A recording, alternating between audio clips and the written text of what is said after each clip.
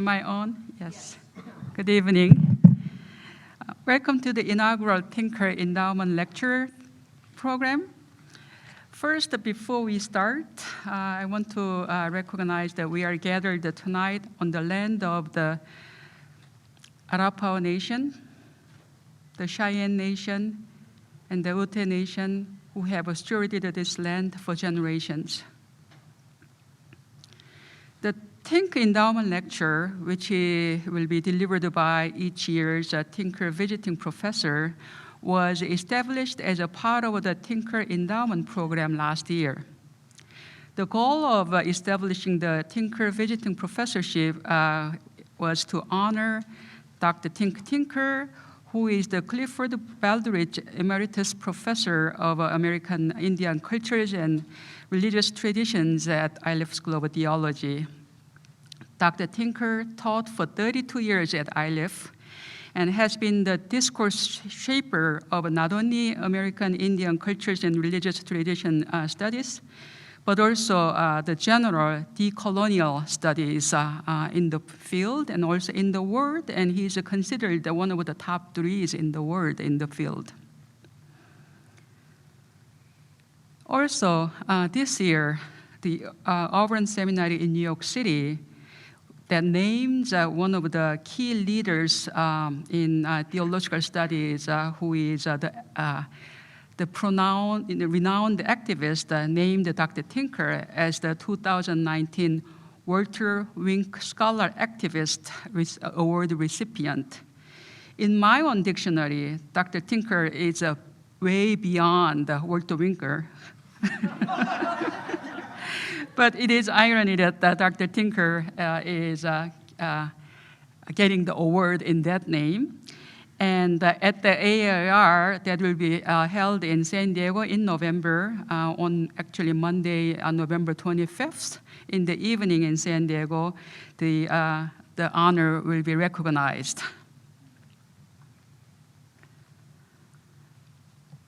To continue the legacy of Dr. Tinker, each year, Iliff invites a Tinker visiting professor who teaches courses on American Indian cultures and religious traditions and deliver a public talk on the topic and also provide a mentoring for our Native students. This year, this inaugural year, we are very fortunate and honored to have Dr. Mark Freeland, who closely worked with Dr. Tinker.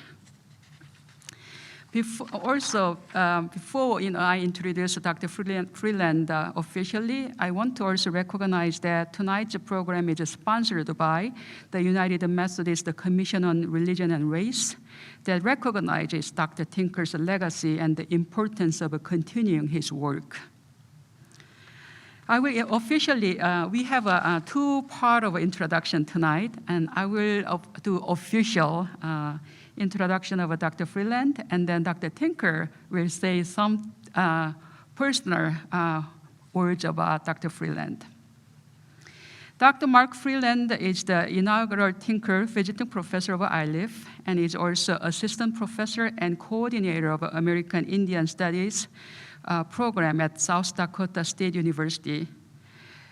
Dr. Freeland, as I said earlier, is also a graduate of Iliff and DU's JDP program.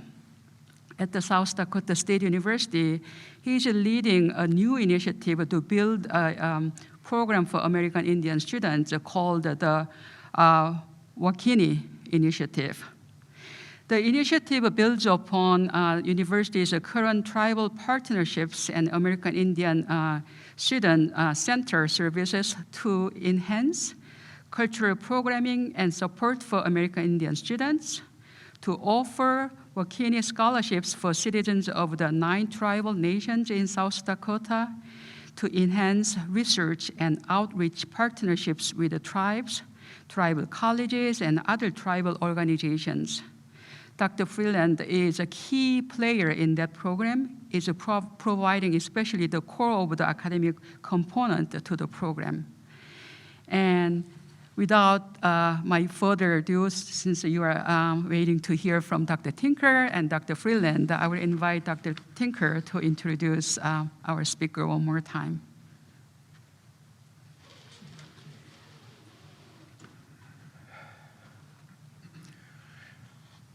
Thank you, Dr. Lee, for those strong and kind words about me and words about Dr. Freeland. I'm so happy to be a part, Mark, of this occasion to welcome you back to Isla School of Theology. I have to say at least one word about this. All this stuff about honoring Tink Tinker. That go ahead, use my name, but remember, that's not what's important to me. What's really important to me is making sure that there's an Indian presence at ILF, that there's a constant flow of hardly closely articulated American Indian thinking and discourse being presented at ILF. That's what's important.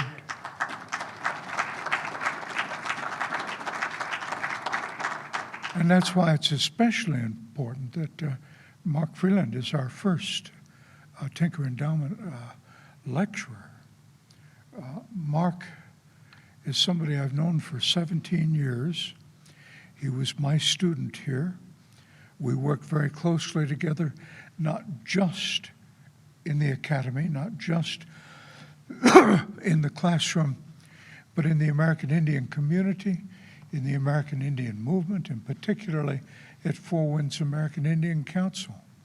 And some of those things wouldn't be what they are without Mark's leadership, particularly when you were chair of the Four Winds Council, and we had to back the Lutherans down. And we showed it up at a Synod Council meeting because they wanted to move us out and move a white church in. We showed up at a Synod Council meeting. I had Mark and a couple other members of our council. I introduced them and I sat back and listened.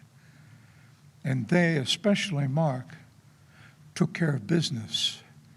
And 5-6 years later, new bishop, new Synod Council, and they decided to give us the building in a phenomenal exchange for white Christian folk to give land back to Indian people. For some of us, of course, it's the way it ought to work, but quite frankly, it rarely works that way. And Mark was such a critical part of that. I promised this would be a short introduction, and already it's gone long. Mark did all the things I asked of him and more. He went back to his home community and began sharpening his skills in the Anishinaabe language so he could write a really sharp critical analysis in his dissertation, which is still in the process of being shaped into a monograph with University of Michigan Press? Michigan State University Press. And I can't wait for it to be out so I can cite it in a footnote myself.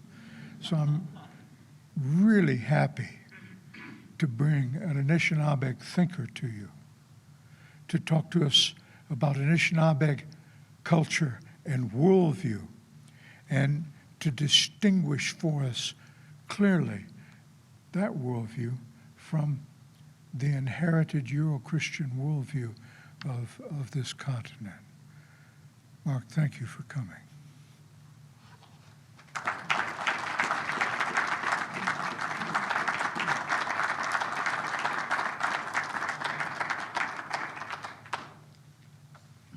Gimigwachinin, Makonindudam, Bears my clan, and I'm from the Bahoting Anishinaabe Nation. As some of you know that, some of you I'm seeing new faces.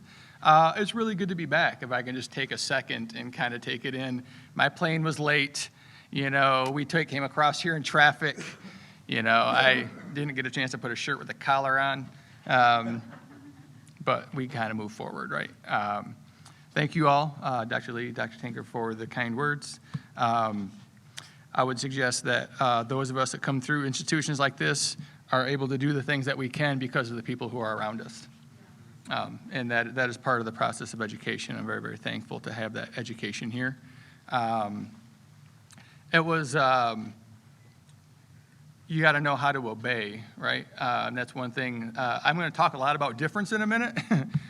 So much so you might wonder why you've invited me here to a certain extent. However, the one thing we have understanding is calling, and understanding that obeying, that there are other powers outside of us that we have to pay attention to. And that is a common language, I would suggest, between Indigenous peoples and at least well-done Christian theology. In that, when we went in front of the Lutheran board, if I remember correctly, the community we sat down with before we went there, and they said, by the way, we want you to go tell them that they've broken a treaty and that you're there to teach them how to be good civilized people. So that's what I said, because I know how to obey. You know, when aunties and elder women in the community are telling you to go say some things, you're just going to go say those things, and you're going to see how that works out in the end without really knowing up front. And that did go particularly well. That was the right thing to do by them, and we're thankful that they have the building now. And then we have a creation of a new set of problems. But anyway, thank you for having me. It's an honor to be here. It's weird seeing where I used to live as a parking lot now. But what are you going to do? Things change. We move on. So tonight, I'm going to share with you a bit of some of my research regarding Anishinaabe culture and the ways in which we talk about communication particularly, and invoke a sense of kind of an addition into a linguistic methodology for translations and to negotiate, to deal with the difference effectively. So Nin Nandamo, Kinship and a Theological Detour of Prayer, is kind of what I would like to start us off with. And I'll explain what that means as we go along. So I like to begin, of course, Vine Laureate Jr. This is from originally the book God is Read from 1972. Much more thought needs to be given to the question of whether the Indians had gods in the same sense as Near Eastern peoples.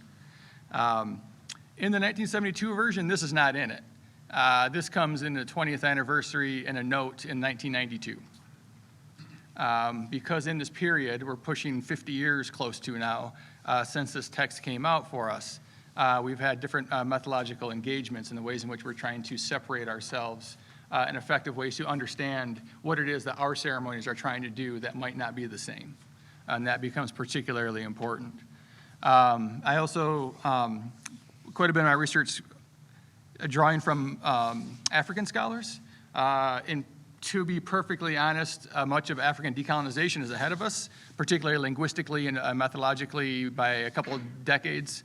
It has to do, I would suggest, because of the differences of colonization, not quite the same sense of extermination, though certainly still difficult. But they have quite a bit of movement in this direction. So I like to start with Rubanga. It's an Akoli narrative, so it's in the South Sudan and Uganda area, generally speaking. So what we were told, and this is originally from Okot Piptek, he was a novelist and theorist, theologian, said in 1911, 2 Italian priests visit this Akoli village. And in their usual hospitality, of course, the elders invite them to come in, have a seat, give them an audience. And the priest asked, "Who created you?" Of course, the Akoli elders stop and think and give it some thought. But for them, the idea of creation is unintelligible because there is no idea of creation from nothing. There is no ex nihilo creation in Indigenous narratives. So that gets rendered as, "Who molded you?" So they thought, okay, well, we're molded by our mothers. So they answered, "Our mothers mold us. Our mothers are the ones who created." And of course, the Italian priests were not having that. That is not who created you. So they keep pressing, "Who created you? Who created you?" And when elders remembers that Rubanga, the tuberculosis of the spine, when it comes among the people, molds them and deforms them into a hunchback. So the elders respond, "Rubanga molds us." And upon hearing this, the priest delighted and said something to the effect of, "Yes, yes, Jesus Christ is your Rubanga."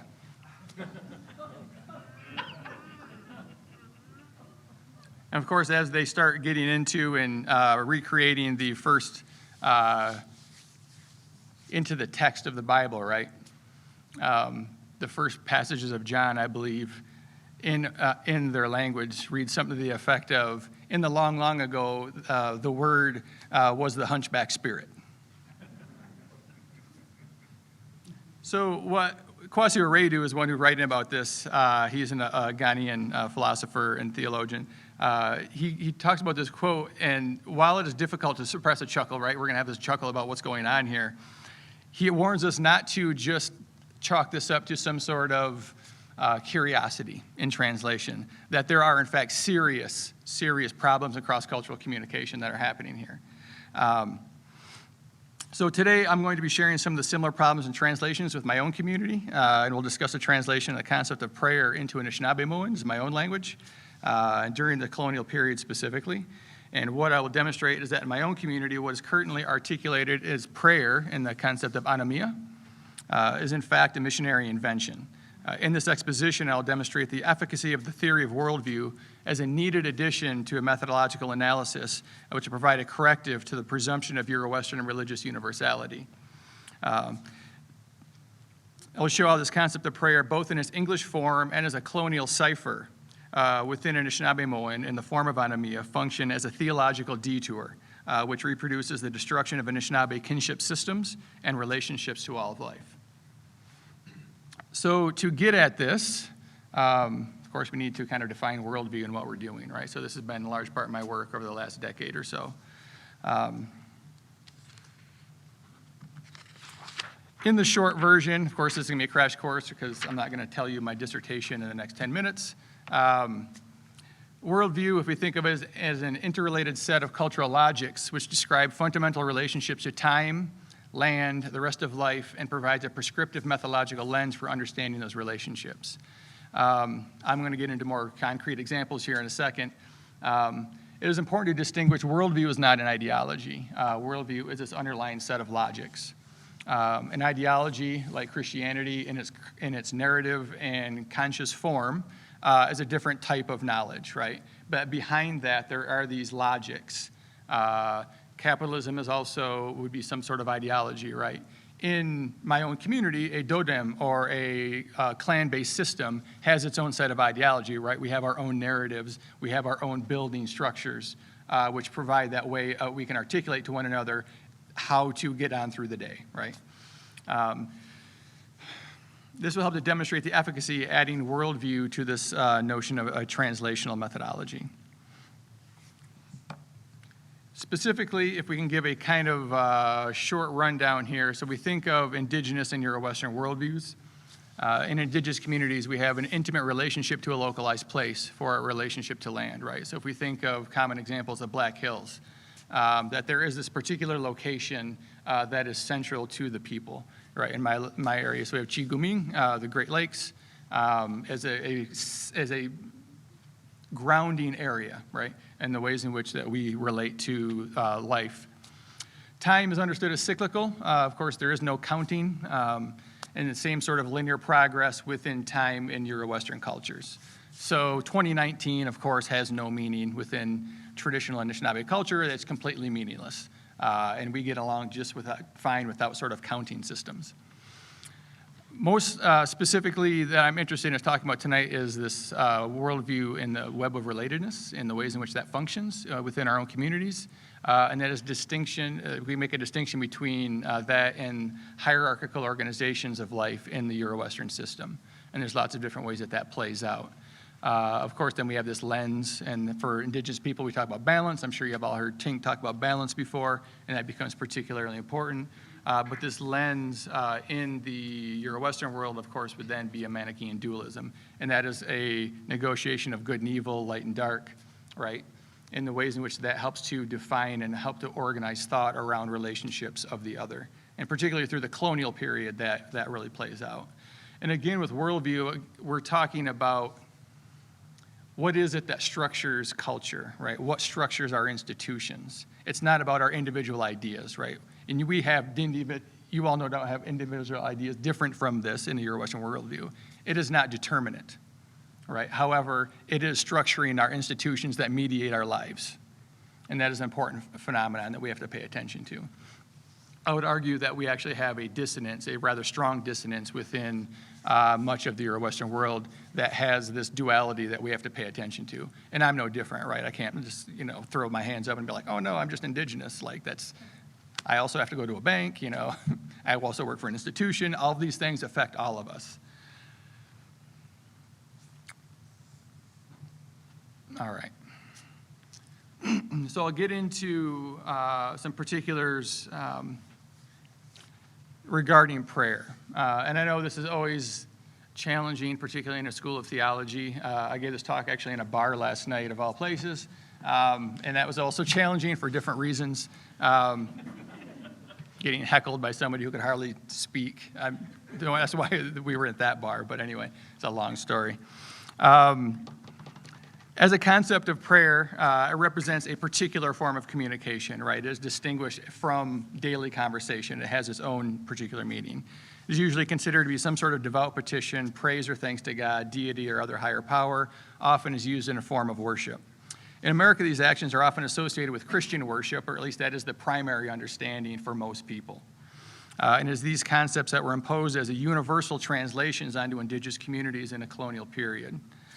Because they are now in common usage and not given much thought by indigenous and non-indigenous people alike. However, when we delve into the realm of worldview, we think about this method of analysis, much more needs to be unpacked about the use in the prayer as a translation for our actions in indigenous ceremony and everyday life. It is important to demonstrate the cultural particularity associated with a concept like prayer. And that is to say, language is not a static medium, but dynamic and the result of multiple experiences and interactions with their respective environments over time. So Mikhail Bakhtin helps us to think about this as providing engagement of complex relationships of language and meaning and how it is that we make meaning with our own words. He elaborates on an idea of a dialogical orientation of a word and help to get at this underlying complexity of thought and language. Bakhtin talks about the word in spoken utterance as directed towards its object. It enters in dialogically agitated and tension-filled environment of alien words that have already been spoken about it.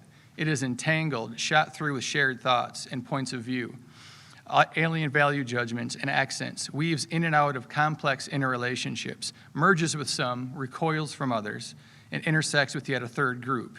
And all of this may crucially shape discourse, may leave a trace in all its semantic layers, may complicate its expression, and influence its entire stylistic profile. And here we're really getting into a sense of an interrelatedness of words and concepts, and it's essential to understand the role and function of prayer as a concept within Christian thought. First, if someone prays, they usually are praying to a god or a deity of some design. One of the functions of prayer, of course, is to praise or worship this god. Moreover, when one prays, that there is a body position, often with head lowered, even kneeling or communicating with an upward direction. And this notion of spatiality becomes particularly important as we negotiate this. This hierarchy of existence we see with the sense of spatiality is absolutely important to understand. And we get this with this dominion negotiation of God as being above, right? God has given humans as dominion over the world, and the rest of the creation is open to use, and what comes out maybe as abuse later on of creation. To continue with the definition, this God then must be praised or worshipped. Here there's a power differential, of course, in the Euro-Christian hierarchy being maintained in the act of prayer. Praying is an essential action of the Christian religion and is best understood in this light of this particular usage. When it comes from a specific doctrinal heritage and its interrelatedness with the concept of like God, praise, worship, help us to understand what this concept means. It is emblematic of a particular cultural phenomenon of Christianity in a social organization or hierarchy. And that is to say that we know that within this sort of context, right, that most people understand that this central location of what prayer understood has particular meanings that's interrelated to other concepts, right? Now, I'm sure there are those among you who are going to start screaming out like, oh, no, I pray all the time, or like, I don't have to be in a church. Well, of course, right? That's understood. But there is a primary meaning And if this is essentially based on the novel idea that words do in fact have meaning, and that if we expand too far, we no longer communicate with one another. That is important that we actually have some sort of particularity that we can hold these concepts to.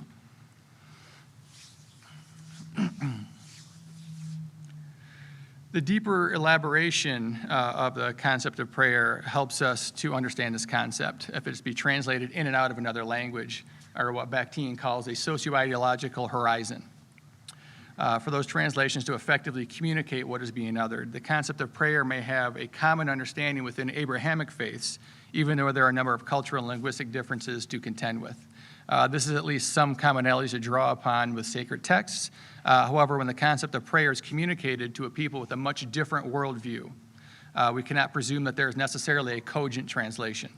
As we will see, when prayer is communicated beyond that socio-ideological horizon of Europe during the colonial period, the concept was unintelligible among indigenous peoples within their own cultural context. Prayer does not become a cogent concept until forced removals, genocide, and assimilation, and the concept both in English and indigenous languages. The translation of Christian concepts into indigenous languages offers an interesting take into the colonial context of indigenous America. There can be no misunderstanding here that the missionization of Indian peoples or other indigenous peoples was done in any sort of neutral sense. Missionaries were the tip of the spear for the transplanting of European empire. They actively participated in the pacification, destruction, and ethnic cleansing of indigenous peoples, and all that has been very well established. Thank you, Tink. Getting that established very well. When discussing the process of translation, this is an essential starting point of analysis, since more often than not, indigenous people had little or no participation in the process of translation. In its inception, then, the process of translating Christian concepts was asymmetrical. Bending indigenous languages into Christian thought was part of the colonial method of civilizing, and by attaching our language to their concepts, these early translations of Christian thought demonstrate a concerted effort to change indigenous peoples through action and language. So we can get into some of the particulars right now. So in my own community, we can draw upon some very particular people and places. One of the early translators of Anishinaabe into Christian thought was Bishop Frederick Barriga. He's a Slovenian-born missionary whose work for the Catholic Church brought him into Anishinaabe-Aking, my homeland in what is now northern Michigan, Wisconsin, and Minnesota. He first published the Dictionary of Ojibwe Language in 1853 for the express purpose of converting Anishinaabe to the Catholic Church. Ojibwe linguist John Nichols suggests one of the hundreds of dictionaries and grammars of the North American languages that European missionaries made as tools in their campaign to supplant indigenous beliefs, few have proven as useful and durable as Barriga's.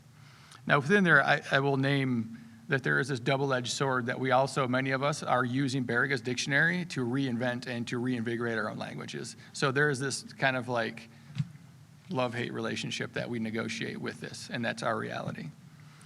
That Barriga was a skilled linguist is beyond compare. He would speak not only his native Slovenian and Latin, but also English, German, and Italian. He used those skills to quickly pick up the Odawa language, who he worked with first when he was stationed at Arbor Crochet, present-day Harbor Springs, Michigan. He should have gotten some sort of investment property because Arbor Springs, Michigan now is the land of 10,000 square foot summer cottages. So if you ever want to visit there, it's very beautiful, and you probably can't buy anything. It's very, not many people can. His purpose in that area specifically was to missionize American Indian people, specifically the Odawa people of the Three Fires Confederacy. So his dictionary provides a useful look in the world of missionary translations. So this is kind of the short version.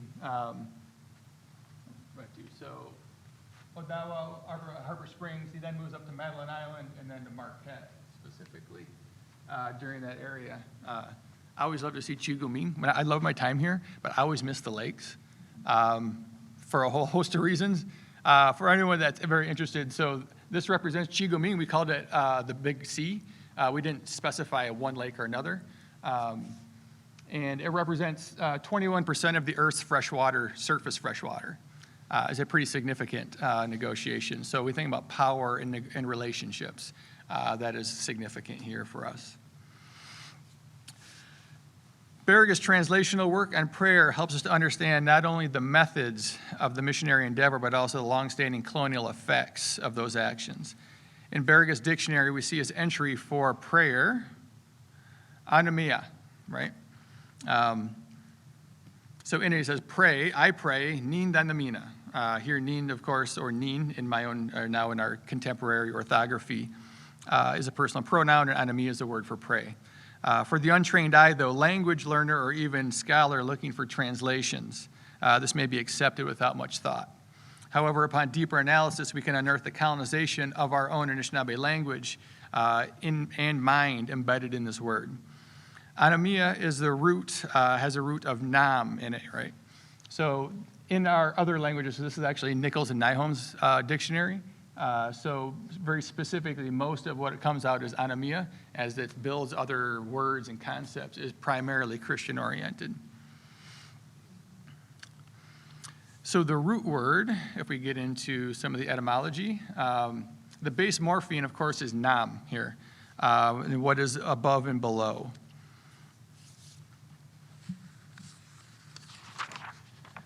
This is an important term as we think through how this functions, right? So there's a spatial reference here encoded within the morpheme nam.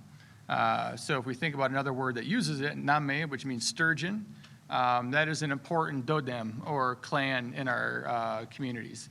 There used to be tons of sturgeon in this huge lake system, and they almost all died through wild overhunting as well as damming and the pollution of the lakes. They are bottom feeders, hence nam, right? That they're below and that there's this above, that there's a spatial organization here, which becomes some of their demise. A lot of people don't know those sturgeon are gigantic. It was common of 100 to 200 pound fish in the Great Lakes system, and there was lots of them. So it did not take much of catching that sort of fish to feed a lot of people, hence the importance of being a dodem or a clan, having a close relationship for communities to be associated with them.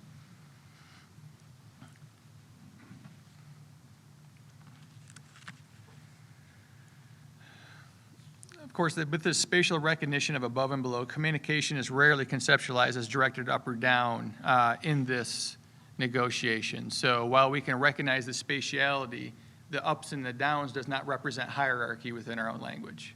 That sort of social organization didn't exist. And I'll cut to that here in just a minute. Often we are in close proximity with those entities within reach when we're communicating that sort of thankfulness, when we're communicating with our relatives like the sturgeon, namme. And is this world of close relationship that would come under assault during the colonial period. That Berge's intent was to missionize, that is to fundamentally alter the lifeways and thought of Anishinaabe, is clear. Furthermore, the time that Berge was active in Anishinaabe communities, approximately 1836 to 1868, was a time of dramatic shifting of migration among Indigenous peoples of the Great Lakes. The period witnessed shift from Indigenous proprietorship of the lands to a Michigan official statehood in 1836, Wisconsin 1848, and Minnesota 1858. And this brought in a flood of non-Indigenous people. The cataclysmic altering of lifeways saw the free movement of people move to the establishment of a reservation system, and economically this meant the move from flourishing to poverty under capitalism, and politically shifted from the Dodem council systems, which were both male and female led, into kinships, and that kinship system to male-led tribal councils located on reservations. This complex destruction of lifeways put a significant strain on the people and the language that they were using that worked to make sense of their quickly changing world. This context of destruction and genocide is important to keep in mind because language has a dynamic elasticity, and that elasticity was used by colonial powers like Berge for his own ends and for the ends of nation and empire building. It is in this Bakhtinian social, ideological, conceptual context that the translation of prayer into anomia is being made, and that there is a power imbalance associated with this process is abundantly clear. This is the context which the word, in this example, prayer, is being imposed on our communities in particular ways. And that, at the same time, the ceremonial life of Christianity is fundamentally different from what Anishinaabe are used to. even though Christianity could now be practiced with their own language, we cannot presume that the concept of prayer, church, worship, God, Jesus, and salvation have direct linguistic or conceptual equivalents. Therefore, it would make sense that Berge would, in fact, have to invent words to communicate what's going on in the gospel. So we got to have this question, right? So is anomia used prior to colonization? And we don't have absolute evidence that no, it was not. Our language is hyper elastic and hyper creative, right? People who are really good language speakers in our own communities are really, really good at being creative how it's being used. It's possible that it was used. It is wildly unlikely that anomia was ever uttered as a form of communication, because the morpheme does not speak anything about how communication functions, right? It's this word that kind of gets out of nowhere and it's kind of out of place, and that's important to pay attention to.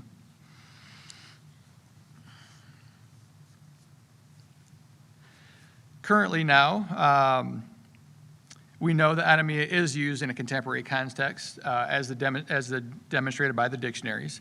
But when speaking in English, the language of most Anishinaabe currently, prayer is used both to speak of Christian and Indigenous ceremony. So it becomes now in a current form being used both, right? So whether you're a Christian ceremony or whether you're an Indigenous ceremony, those concepts are both being used. However, when we shift the focus to other Anishinaabe words that are also used in ceremony, we find a number of other Indigenous alternatives. According to Mike Zimmerman, an Odawa and Ojibwe language instructor, anomia is not always used in ceremonial situations. I'm going to come back to that in just a second. I've got one more slide I want to pay attention to. So we think about the spatiality in our community, right? I tried to find and come up with, I'm just not very creative, artistic. I tried to find ways in which to talk about 4 directions above and below, right? Because that is also a spatial equivalent, which there is an above and a below, right? In that sort of sense, but without hierarchy. I'm a science nerd, so like an X, Y, and Z axis makes perfect sense to me. And I think it actually communicates the notion pretty well. And that is bore out in a whole host of other areas. Particularly the ways in which our calling songs function. So out here we sing, 4 direction song, right? So we Opiatakia, the place where the sun sets, we sing that direction. Waziatakia, to the north, literally where the pines are at. We Ohiapatakia, to the east where the sun is rising. Like those are important relatives, right? And we're going to talk about kinship here in a second, how those directions function in a kinship system. But those are spatially lateral, right? And there's not, when we're talking about communication, an important ceremonial communication, it is 4 directions above and below. So back to Mike Zimmerman. As a brief piece, this is just a fun story to say aside. So we have the 4 Direction March coming up, and American Indian Movement and Columbus Day, right? Ironically, South Dakota has Native American Day instead. It's a whole nother ball game, but anyway, this is kind of a side note. Mike Zimmerman and Meg Newton, who is on my committee, teach. Mike teaches at a K-8 all-Indian school. And it was originally taken over in Milwaukee as an AIM action that took over a Coast Guard abandoned buildings, because there was allegedly this negotiation of treaty language that abandoned federal facilities people could take over and use. It's not really in a treaty anywhere that anyone can find effectively. Like it's just kind of something that got tossed around and made up. Anyway, AIM occupies this, and then within a couple of weeks, the elders come from the local Milwaukee community and were like, we're going to have a school here. So they said, okay, we're going to have a school here. And they kept a school there for a very long time. Now, the building was dilapidated, but now they got funding, and they have this huge campus. It's like 175 acres. It's a K-8, and they have a whole sort of field stations for local Indian community folks in Milwaukee that started from that action. And Mike teaches, they teach Anishinaabe, and they teach Oneida and Menominee languages to the kids there. So that is some of the really cool information that's happening that I think is grounded in this kind of activist negotiation, which I think is pretty cool. According to Mike, he is Odawa himself. He's also Dodem. He is Bear Clan. As a language instructor, the enemy was not always used in ceremonial situations. He suggests that the word no longer ties to Anishinaabe practices. The word with longer ties to Anishinaabe practices would be Nandamo in Ojibwe and Odawa, and Matmo and Potawatomi. The morpheme Nanda represents searching, and the Mo represents a speech that is related to the act of searching what to say. So this is a fundamentally different way of thinking about how it is that we're going to communicate to our relatives. So when we think about four directions above and below, it is that sort of moment of searching, that pause, that thinking that gets negotiated with Nandamo, which has a far more indigenous orientation to it in the ways it functions.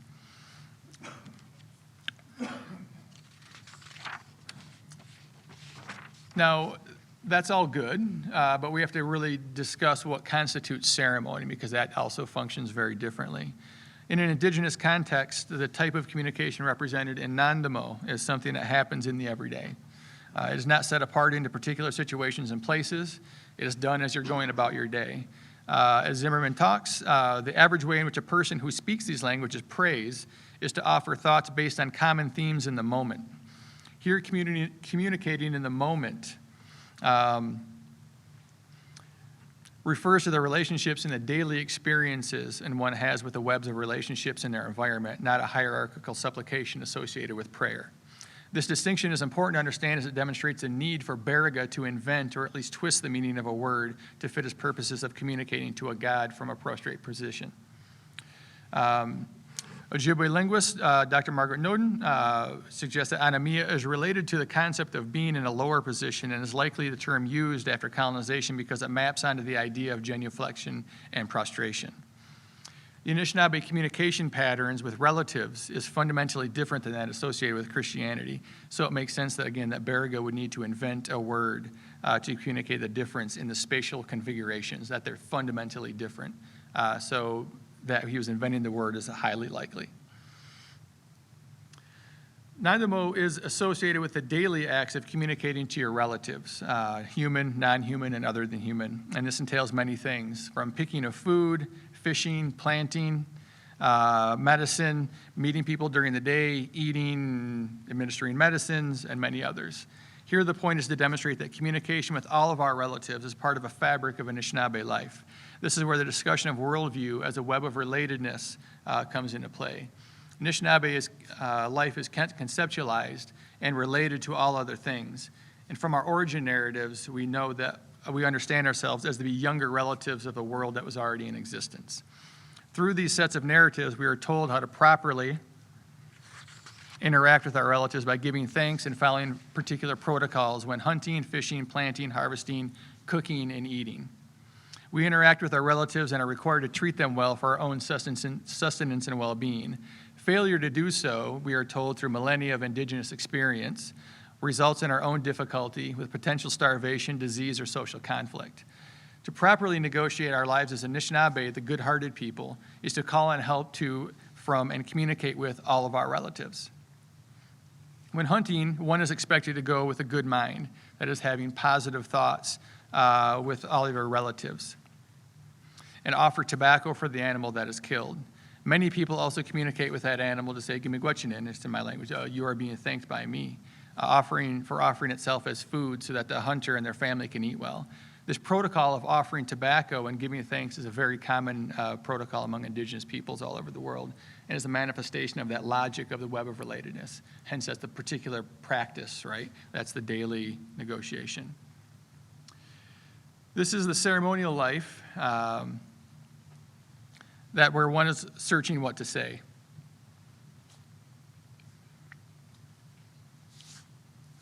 So when my oldest son shot his first deer, we followed the blood trail to where it lay.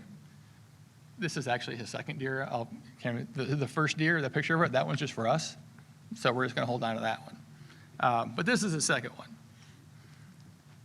one. So when we follow the blood trail and we see then there's this deer up ahead, then I just hand him the packet of tobacco and he goes and makes peace with him. right? It is that sort of negotiation while we're thinking about Nandamo. So he walks over and literally drops to his knees. I get a little choked up because it's really important to us. I, of course, didn't tell him what to say. That would be inappropriate. That's up to him to figure that out. That's that searching. That's ni Nandamo, yogi Nandamo in this sense, right? He's searching for that thing to say and that thing, how to make peace. You're sitting next to this large animal you just killed. That's going to affect everybody, or just about everybody, when you actually take into what's actually happening there. While this example is of greater significance to us as a family than most situations we may come upon, it does exemplify the role of ceremony and daily protocol. As Zimmer explains about this type of communication, the object is to communicate not just with a higher being, but to communicate with ancestors and Manadug. There's a difference between Christian practices performed for an audience and earned membership into an earthly community or afterlife, and Anishinaabe practices, which are developed as everyday praxis. What Nandamo helps to elucidate is a fundamentally different experience of relationships associated with the everyday experience of Anishinaabe life. While some may argue for the interchangeability of these concepts, I would suggest that Anamia represents the above example of communication with that deer. I would suggest that this is a pretty significant mistake. Since Anamia is etymologically associated with a hierarchical logic of relationships embedded in a Christian praxis, its usage along with the English concept of prayer continually colonizes our own thought in ways that cannot comprehend the myriad of important relationships embedded in everyday Anishinaabe experience. When we take seriously the role of worldview and the logic of relationships that are deeply embedded in our own respective cultures, the role of language becomes crucial in understanding these differences. So in a previous slide, I had like the cedar, right? And the same thing of Nandamo functions when you're picking cedar and when you're picking corn. Any of those things, when you're picking medicines, you have to stop and give pause to what you're doing and able to negotiate that.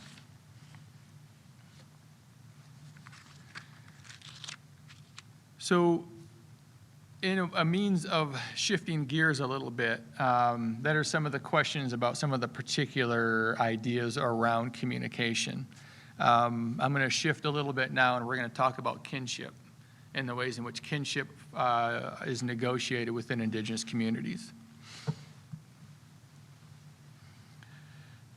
To further illustrate the Anishinaabe logic of relatedness, we can analyze a linguistic conceptual field used to communicate with and speak about our human, non-human, and other than human relatives. There are four main points to address in this illustration. First, Anishinaabe naming is very different, naming of persons. Second, Anishinaabe family systems and naming are not based on a nuclear patriarchal family. Third, Anishinaabe language of relationships is inclusive and provides a conceptual field of knowledge that relates us all to the rest of life. Finally, this inclusivity is extended to all of life, human, non-human, and other than human. This analysis will demonstrate that the colonial imposition of Euro-Christian family structure, names, social and political hierarchies associated with missionization have fundamentally shifted kinships, relationships in Anishinaabe and other Indigenous communities. So, when we think about naming, the boarding school period was particularly violent in this way, right? Literally, kids went there and knew each other in relative terms and were given John Smith or other very specific first, middle, last Christian names, right? That you plant and name a child this way is fundamentally violent, not to mention taking them away from their families. We know that sort of history, right? Naming in our communities is a little bit different in specific communities, but generally you're named when you're tiny, and your name that you were given is used to learn to live into, right? It's not up for public consumption. And while there's a few Indigenous nations now that kind of are shifting in that direction, by and large, most of us, when we are named, that name is kept semi-private. It's not like, well, I can't say it. Like, it's not necessarily a full-out taboo against it. But it's not to be spoken about, So I can tell you my name is Ojamakwa, so I'm Yellow Bear, but that's for us and that's for me, right? I'm not going to use that. I'm certainly not going to put Ojau, yellow as my first name. Anyone who's trying to negotiate any sort of, signing up for anything, particularly online, will know what the institutional apparatus does to us for folks that have different names.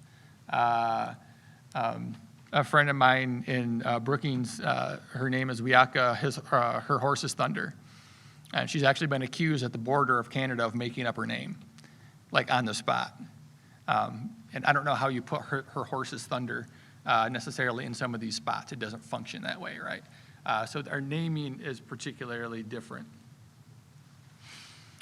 How we actually call each other, right? So we actually call each other by our relationships to one another, So some very specific ones, Nase, Angushi, father and mother, Nakomis, Nimishomis, grandmother and grandfather. Those are pretty common, right? And we're going to talk about how those are expansive terms. When we get to other things, like I can't say cousin. I have no word for cousin because in my language, Niji, or the gender Niji Kwe, because we do speak a little bit different with male and female, it's brother, cousin, friend. It's inclusive of everyone. There is no distinction between those people. The only distinction would be gender that way, so Niji Kwe or Niji.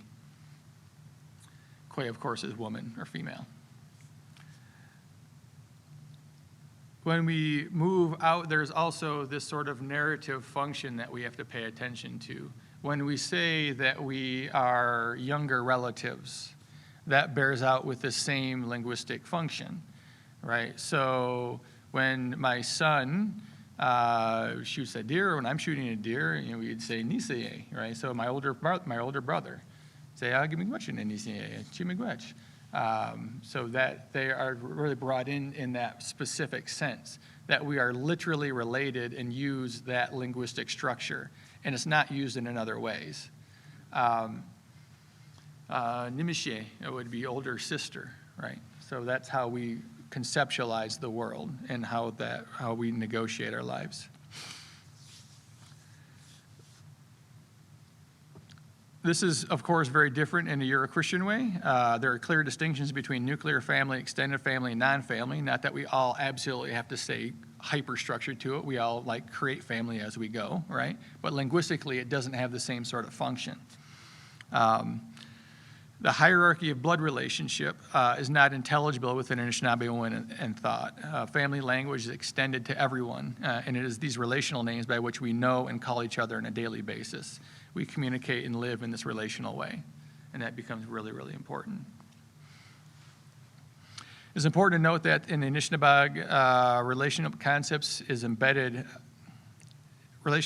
are embedded in a dodem, a socio-political system. So a dodem is family. It is literally extended family. So we think about marriage taboos. That is my family.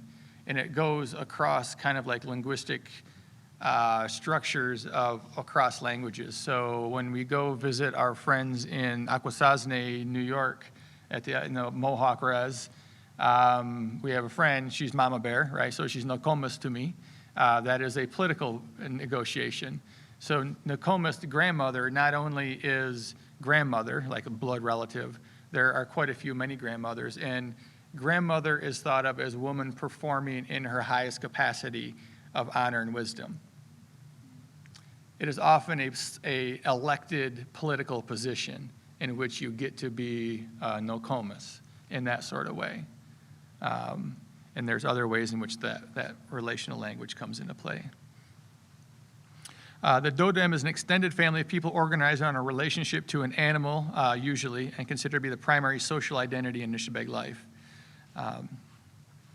Difference in family structure is important to analyze as it provides a demonstration of significant difference between Euro-Christian patriarchal nuclear family and the inclusive dodem extended family of the Anishinaabe. Again, this family structure was being fundamentally reconfigured to mimic the Euro-Christian model during the same time that hierarchical concepts of anomia were being imposed by the church. To move from extended family dwellings to nuclear family households would prove to be devastating to the social fabric of Anishinaabe people as we were forcibly reconfigured into male-led tribal councils at the same time.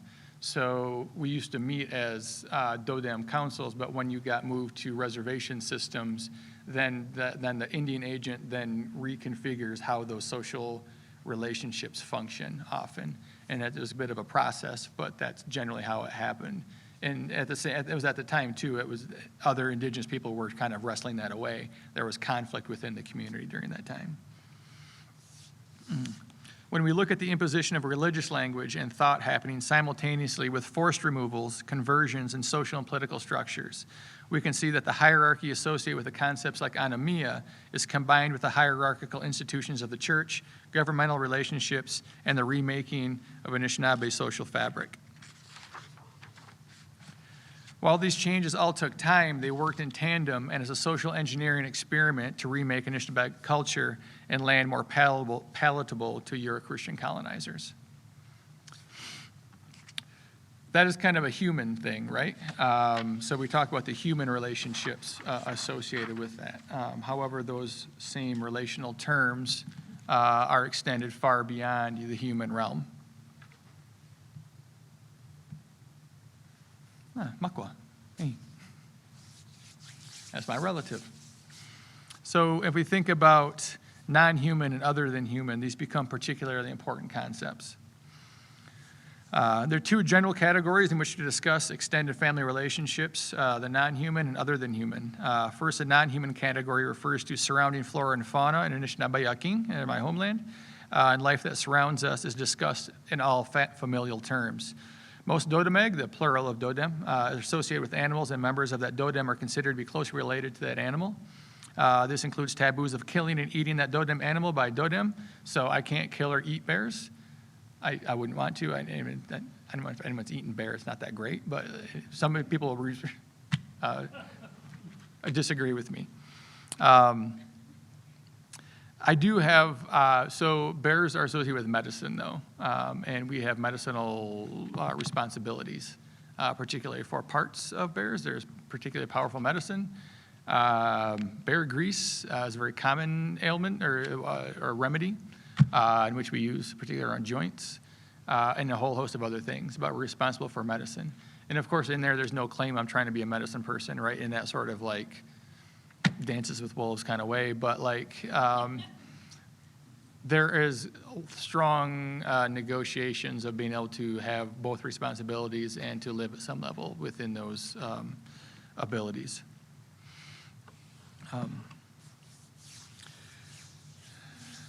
However, the family language does not stop at Dodem animals, but is extended to all of our relatives. The above-named Anishinaabe family terms would be used to communicate with fish being caught, animals being hunted, food and medicines being harvested, and most any other interaction with the environment. So when hunting, a general term of Nwendagun, my relative, could be used, or of course Nimise or Nisie, older sister or older brother, to communicate with those animals. This relationship to the rest of our environment are in the same linguistic conceptual field as knowledge of human relationships. This familial closeness to the environment, as represented in our language, helps to provide an ethical basis in our treatment of them. This is a manifestation of the logic of relatedness of an Anishinaabe worldview. The second piece of other than human beings is also particularly important. And when we relate to Manadu, or Manadug, which is important because, and this goes a little beyond the scope here, but the concept of Manadu gets translated as spirit, but because of the spatial necessity, an incorporeal being cannot be translated into my language. Everything has to be spatially located. So ontologically, we have to say it. So the verb aya, if I'm using it, I have to say where we're at. I can't just say I am, so, Descartes, de cogito, right? I think, therefore I am, is unintelligible in my language. It just doesn't work. And African, if anyone wants to read some like funny stuff, like the African theologians and philosophers tee off on that for like back and forth. They kind of bat that one around pretty good.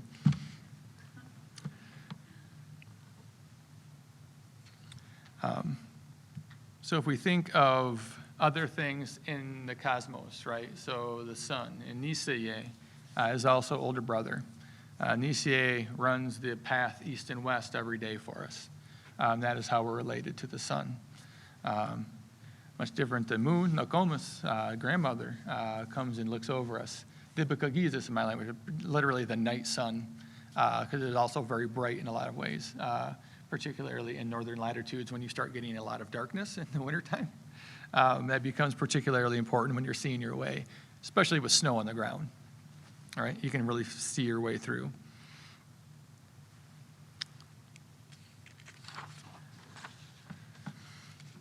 Going beyond that as well, not only in the cosmos, but within our narratives is particularly important.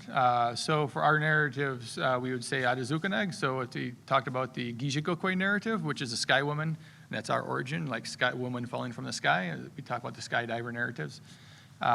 Literally comes down to a world already in existence, similar to the Acholi, is similar to the folks in Ghana, in which the world is already in existence, hence there is no ex nihilo creation. In our narrative negotiation, there is no nothingness. And a matter of fact, linguistically, if you're going to say nothingness, you have to say where nothingness is. So have fun with that. It's a very similar concept between Africa and many indigenous places, with us and Africa as well, which I find particularly fascinating in a lot of different ways.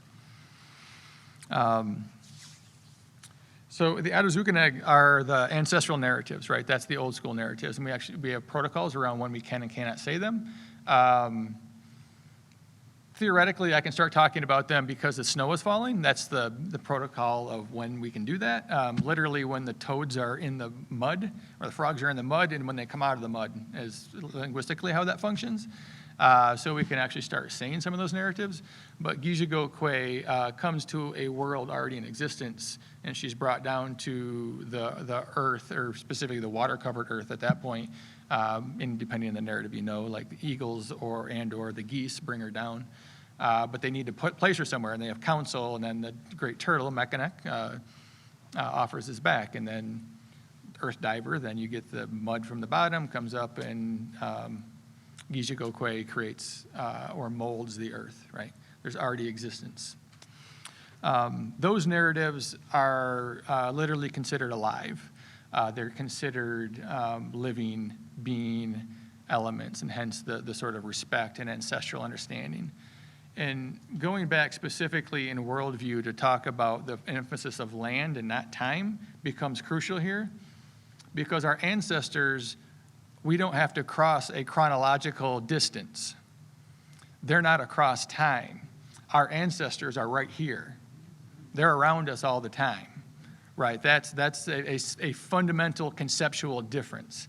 If we buy into the negotiation of chronological time as primary, then you have to cross distance, which space and time are collapsed there, right?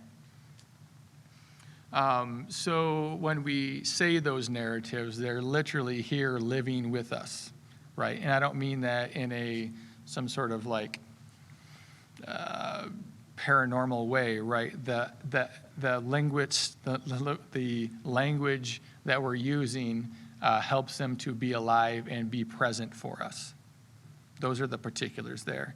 Now, there's different opinions, right? Some people will say, no, they're literally here in some sort of energy form, and other folks are, no, it's more metaphorical, right? There's differing opinion on how that functions. In my language, the other negotiation of stories is Debajimawin, and those stories are not alive. We can share them all year round. And so while they're still important, they're still life-giving, they are not linguistically understood as living, and therefore don't have the same sort of power attached to them. But our ancestors, that relational concept is particularly important. When we think about Manadu, it's often translated as spirit, but that Euro-Christian concept, like I said, does not carry the spatial necessity. What I actually follow is Quasi-Redo here and talk about it as quasi-material life energy. To get past that negotiation of spirit, because it doesn't function really well for us. It's one of those ways in which we have to think differently. And I largely refuse to buy into any sort of definition. I just keep saying Manadu, and it's other people's responsibility to do the work to try to figure that out, to be perfectly honest, because that's how you create meaning for that word. Right? Because if I translate that as spirit, then you're going to take that and understand it in the Christian concept, which of course you are. That's what you want to know, right? That's make perfect sense. But if we're going to have this cross-cultural understanding, we have to do some of that more difficult work, and just to say, you know what, that we're not going there. Like, I'm not giving that one up. And that becomes a particularly important component of this. These non-human and other than human persons further demonstrate the inclusivity associated with the Anishinaabe worldview and its manifestation in the daily experiences of people. The discussion of human, non-human, and other than human persons helps to demonstrate that the concept of person is in fact synonymous, is not in fact synonymous with human being, but transcends it. And as anthropologist A. Irvin Hollowell noted this back in the 1930s, what constitutes a relative is not broken into an anthropocentric framework as it is in Euro-Christian thought. The relatives with whom we interact and around us every day, all of them, you know, human, other than human, non-human, right? These are all persons that help provide guidance and sustenance for us as we negotiate our lives. It is this conceptualization of the inclusive experience of the world that is embedded in Anishinaabe as people communicate with all of their relatives using familial language. It is this large, inclusive kinship system that provides the foundation for Anishinaabe relationships and our daily experiences in the environment. These familial concepts in Anishinaabe, as applied to our communication with our relatives, are the institutional, systematic manifestation of the web of relatedness in our worldview. When Nandamo is uttered, when we are communicating in that way, we are communicating with this large, extended family. So if we rewind and kind of put this conceptualization of Anamia, Nandamo, and kinship together, the work of Mikhail Bakhtin helps us to understand the complex dialogical relationships associated with the communication of words. We must not fall into the colonial trap presuming a universal framework of knowledge in the act of translating between cultures. Each cultural context comes with its own rich dialogical world, which intimately informs the meanings and words in their actions. As we dig into the logics of worldview associated with the colonial contest and missionization, the role of the translations offered by people like Baraga show a significant shift in the direction of communication. In this Euro-Christian framework of prayer, the person communicates directly to God. Prayer is a hierarchical form of communication between a person and a community led by a priest to a God, comes with this whole conceptual field of knowledge attached to it. There's no longer a need to communicate with the corn during planting time. One would pray to God for help. There's no need to communicate with a deer that was just killed. One would thank God for that kill. No need to communicate with the medicinal plants for the healing. You can just go to a doctor. Whether in the Anishinaabe and Anamia or the English prayer, the hierarchy of colonial culture is reproduced and functions as a theological detour, which continually negates the complex kinship systems of the Anishinaabe. In the aftermath of colonization, Dodomeg are broken into nuclear families, plants and animals, and reduced to object status on lower rungs of a hierarchical existence, and the Manadu are demonized. There is no Euro-Christian sociopolitical equivalent to the complex relationships embedded in Anishinaabe culture, and the larger sociopolitical shifts in colonization help to further reinscribe this hierarchy.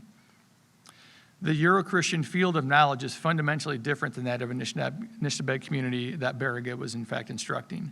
Anamia is a translation for prayer, is a reproduction of the theological detour set up by missionaries to destroy Anishinaabe kinship systems.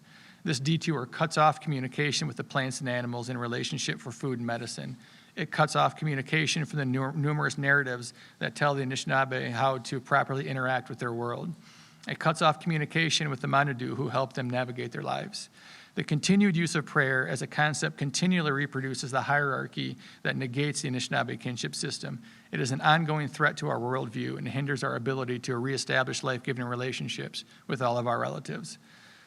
As long as Anishinaabe pray to a deity, we will follow this theological detour up and away from the relatives that are around us, these relatives that our ancestors communicated with us on a daily basis.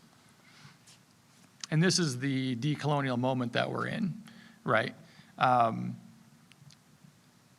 We are in this shifting tide of language and meaning in this re-instruction and reinvigoration of our own communities.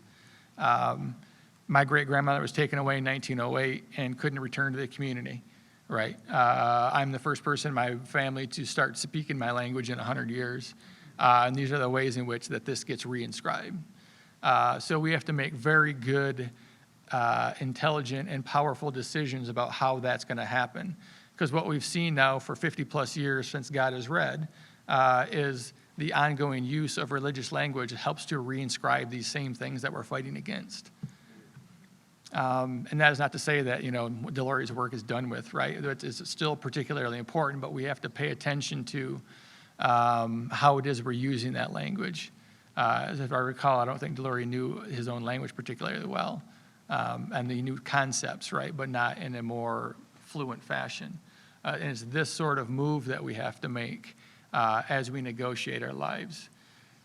If not, then when my son's shooting a deer, right, then it gets reinscribed within other colonial contexts, and we just continue to reproduce the same stuff over and over again. It's important that we really help to renegotiate and reinvigorate those ideas.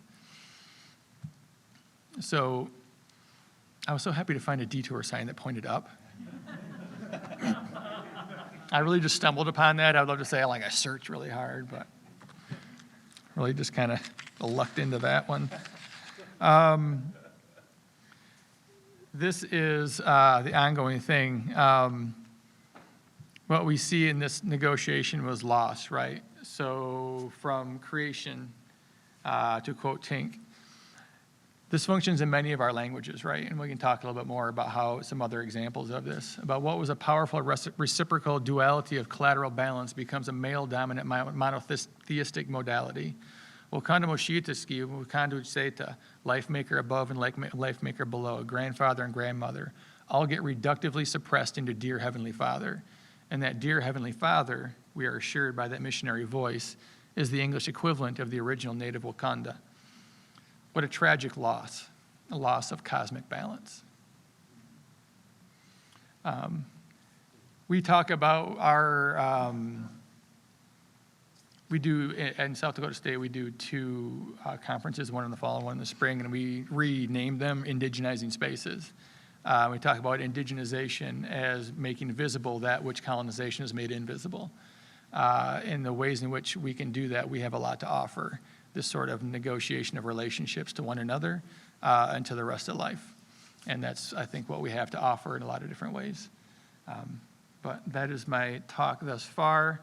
I have no idea how long that just took. I don't have a clock up in front of me. I know I had to rush last night, but hopefully we have time for some questions and we can negotiate from there. So I'm happy to engage with folks as best that we can.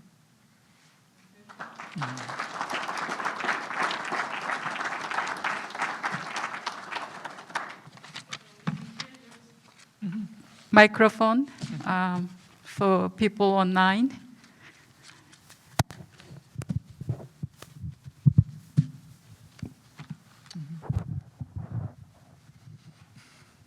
Okay. Well, thank you very much for your very thought-provoking presentation and very thorough discussion, and I'm sure we all appreciated it.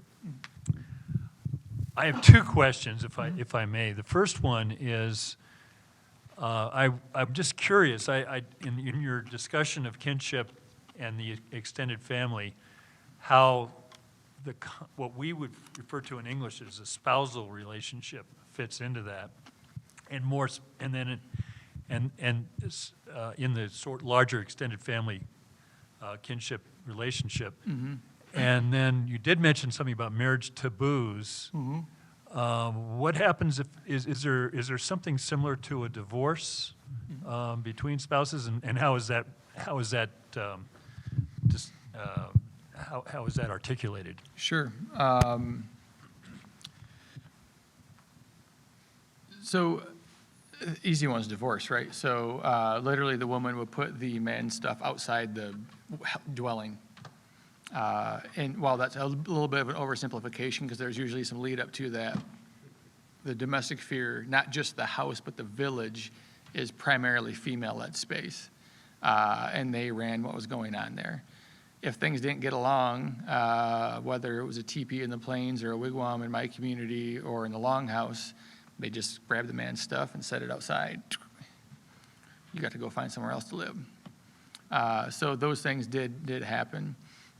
And then how is that post that event, if you will? How is that? How do the other members of the family relate to that in the future, if you will? Or Well, not yeah, I in a mean, way? we can really only speculate, right? It depends on the situation, right? There were so many different possibilities. I'm sure sometimes it went just fine. It was just a mutual leaving, and other times there was probably intergenerational animosity that left through, you know. At the end of the day, we're all human, and those sort of jealousies kind of negotiate, right? If there's just an institutional structure within living arrangements around Dodems or Teoshpais out here in the West, which mitigated that sort of experience. As far as marriage, you know, so my spouse is Nawijiwagun, so that's spouse, it's gender neutral. So we call each other that. We originally got married, Charity and I, so Charity was also a graduate here. We got married originally by my own family, so my grandmother called us in that sort of commitment. We did get married. We had Everett, so Tom knows Everett, so Charity's dad is a DS up until for about another 3 months in New York in the Methodist Church. But we had him do a marriage ceremony because it was easier to deal with the insurance in South Dakota, to be perfectly honest. And, you know, so now we are officially married, or, you know, I mean, we are officially married already, but that sort of negotiation is a little bit different. You know, again, if we're talking about American Indians as a whole, you know, there's lots of different negotiations. My family, or in my community, the Dodem is patrilineal, so it is passed down through father's line. Okay. Even though I have questions about whether or not that's a long-standing thing or if that's a colonial adaptation, because all of our close relatives around us are all matrilineal. So I have some questions. Though I'm going to follow the patrilineal because I'm going to be like, oh no, I'm going to do it different. You know, like I don't have that power. Thank you. The other question I had actually was spurred by your comment about ancestors, if you will, and how they're, I guess in my terms, that it sounds as though they're ever present in some sort of context. I have an etching by a very prominent Lakota Sioux, and the title in English to that etching is Ancestors Leaving, with these Lakota with their backs and with their blankets, and they're turned away from the viewer of the etching. And I guess I find that curious in light of what your comment, even though they're not the same Indian Sure. society, but you know, Native American society, if you will. But if there's an indigenous notion of somehow, but I think what it is, it's a way of worshiping and paying respect to these ancestors in this etching. I always thought of it that way. Yeah. And certainly they're very present. They haven't left yet. But the word leave, at least the English notion of leaving, suggests that maybe they might not always be there, Right. potentially. Keep in mind that the Four Direction songs is a calling song. They can come and go as they please. Okay. And that they live in a different kind of dimension, in lack of a better term, around us. Okay. That they're spatially located here, and that leaving, usually after you sing a Four Direction song, you finish with a closing song or a thank you song, and it's during that song that they would leave. Okay, So I would suggest a cyclical understanding of coming and going. Okay, perfect. Thank you.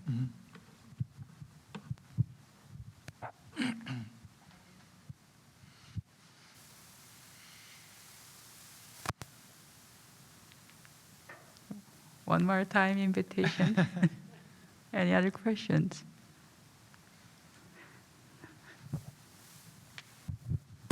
Mark, thank you. That was, I love that. I guess I have less of a question and more of a comment.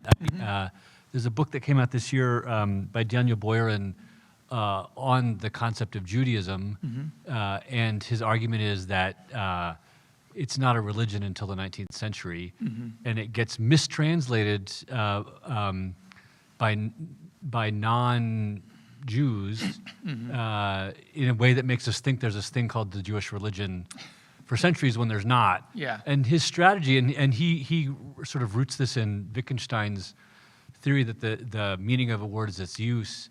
He does exactly what you do, which is to say, I'm going to translate every word in this passage except Judaismos, and you figure out how it gets used in this context, because it's not what we mean by Judaism. Yeah. Yeah, I think there's a lot of that work being done. I mean, what we see during the colonial period is the use and abuse of Christianity and religion by European powers that aren't necessarily Christian for the purpose of nation building and colonization, right? So you have this structure which becomes hyper-scientific in the late 1800s, then putting religion on this kind of primitive status, right, in these stages of development theory.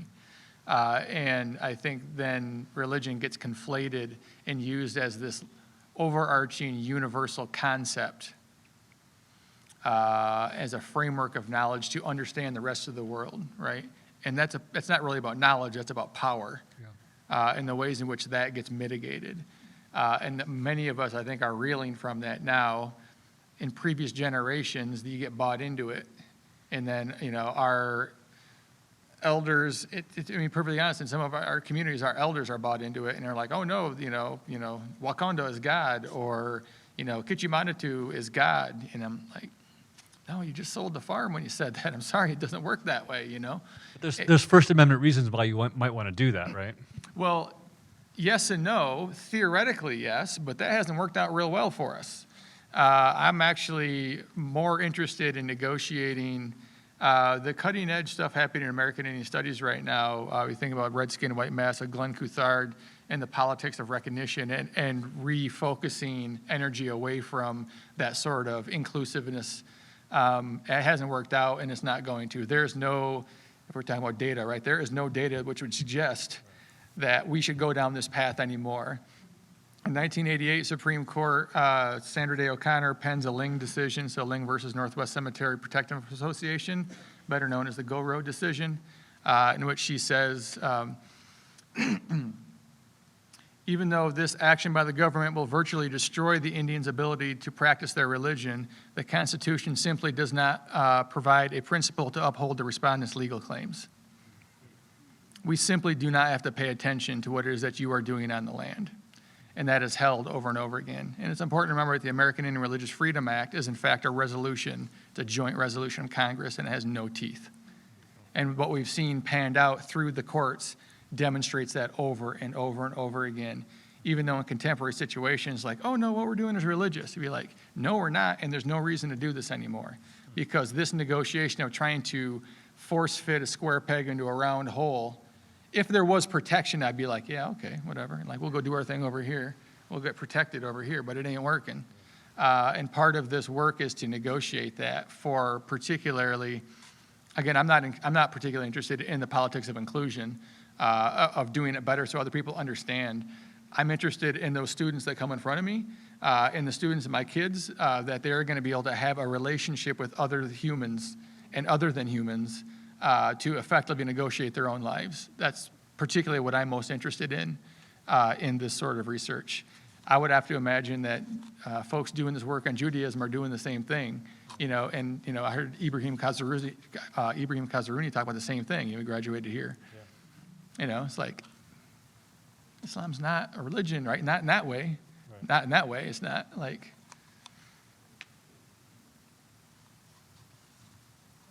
Mm-hmm.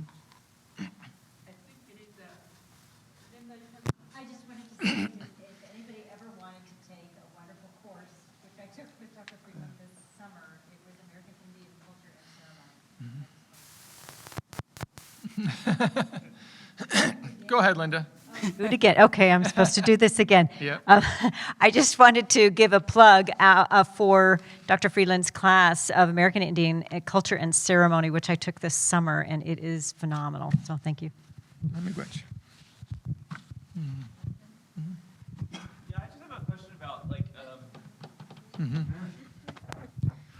I just have a question about maybe further resources you could point us to, because a lot of what's being talked about philosophically here is still European, like Bakhtin and with Wittgenstein and so on. Is there, or are there, other than Vine Deloria and Tink and so on, other sort of indigenous philosophers and people thinking about these things that you would just recommend to somebody who might be interested in? That's a good question. There's a lot of good information out there, and I'll mention a few. This is just kind of off the top of my head, right? I mentioned Glenn Couthard. He's from the Dene Nation way up in Canada, and his book Red Skin, White Mask helps to get at this politics of inclusion, and it is highly philosophical, though, it gets mostly conceptualized as socio-political. I think there's a lot of novels that help get at this in ways in which, we don't have to deal with this, novels don't quite count as material in the same way. There's a lot of stuff, particularly what Louise Erdrich is doing, and a number of others. Leslie Silko has written a lot of really good stuff that helps get at how it is to negotiate the world. Audrey Simpson's Mohawk Interruptus helps to really get at questions of identity particularly well. Jody Bird's Transit of Empire also gets at kind of knocking down this belief of us all kind of hand in hand in, inclusive politics. It is, this kind of negotiation of us attempting to participate in this larger sociopolitical American system, which undermines our own real power, and that is the land. Our questions in negotiation with the land, we have to hold constant.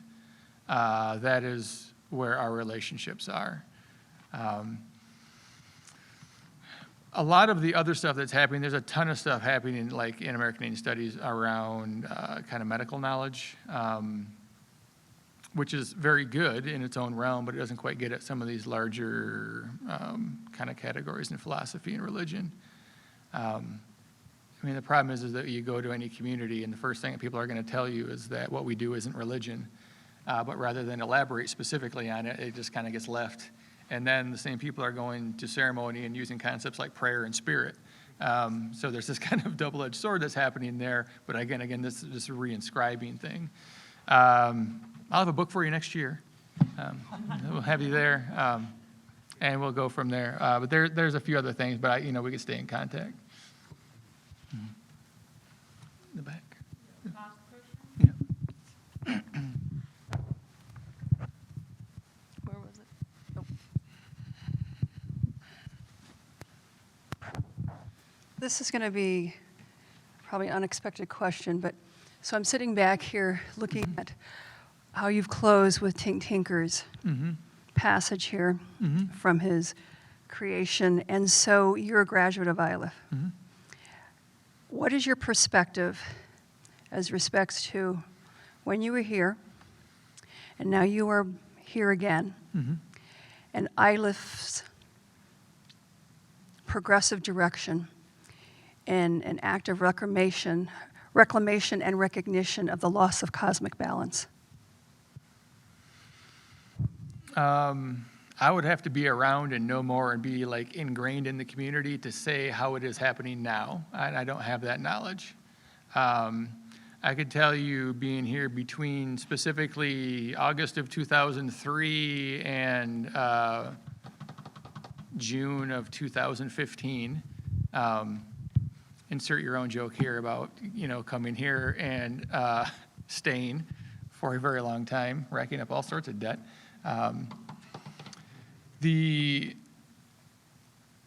I think it's a really hard place that we're in. I don't think there are many good answers. I think there's a lot of folks who want to try, and I think there's a lot of fits and starts to get to those places. One of the reasons I'm driven to do this sort of work, and when I say driven, this is a calling, right? This is not, this is a thing that we do together, right? It's similar. I would probably go crazy if I wasn't able to do some of this. I think in any community, there is a range. There that there are people who are pretty hardcore and want to do some good work. I think there's a lot of folks in the middle who are busy and would like to do more, and there's a lot of folks who are going to kind of brush you off and give you a nice talk and use nice words and then move on and not really be ingrained. And I think that's pretty similar just about any other place I've been. I think there's a lot of desire and I think a lot of possibility, though I think there's a lot of limits. I mean, this particular talk helps to demonstrate that there are just linguistic problems and how it is that we negotiate this.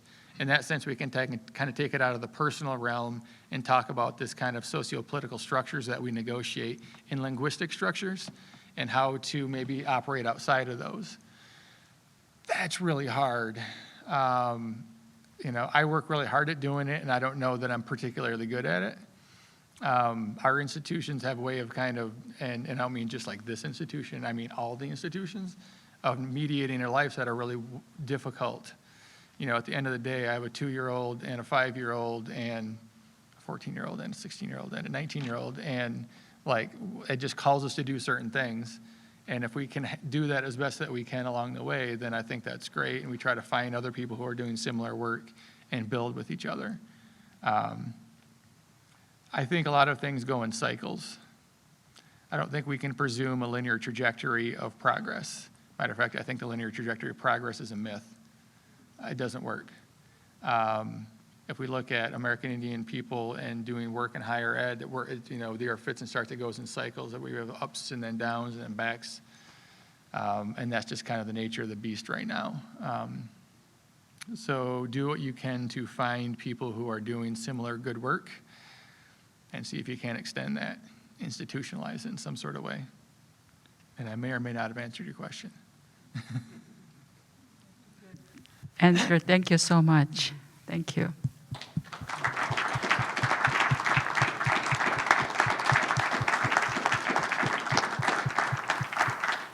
We will continue a similar conversation next Thursday, coming Thursday, October 17th. We have a day-long symposium conference on American Indian genocide in this particular same space, and Dr. Tinker and several people have worked so hard for maybe 2 years to organize the conference. So please come back. Thank you.